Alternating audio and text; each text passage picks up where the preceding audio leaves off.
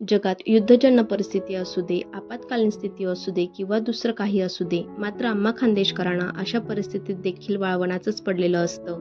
बघा ना, जगात युद्ध सुरू असताना, गॅस सिलेंडरची टंचाई असताना देखील आज आमच्याकडे नागलीच्या पापडांचा बेत होता.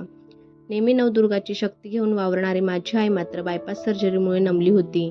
म्हणून यावेळेस ट्रॅडिशनल पद्धतीने पीठ घेरणारी प्रणाली मशिनरीवर येऊन थांबली होती. 2-3 दिवसापासून आईने नागली स्वच्छ साफ करून, धुवून, वाळवून, दळून, गाळून सगळे जिन्नस मसाले मिक्स करून प्रीमिक्स रेडी करून ठेवले. मग तंतोतंत आंदण ठेवून मशीनने पीठ घेरलं. सगळ्या गुठळ्या मोडल्या गेल्या.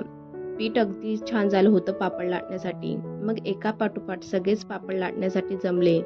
लाटणे नव्हे, पापड दाबण्यासाठी म्हणता येईल. इथे सुद्धा मशीननेच जागा घेतली होती. नेहमी शांत असणाऱ्या आईंची मात्र सारं सामानात नुसती चिडचिड असते. वाळवण नसल्यावर आमच्या आईला तर झोपच येत नाही. तुमच्याकडे देखील असंच असतं का?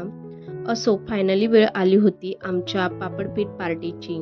छान पापड झाल्यावर बाजूला काढून ठेवलेल्या डोवर तीळ, चटणी, दाण्याचं कूट, नावाला तेल घालून मिक्स करून घेतल्यावर खाण्यात जी मजा आहे ते म्हणजे सुखच.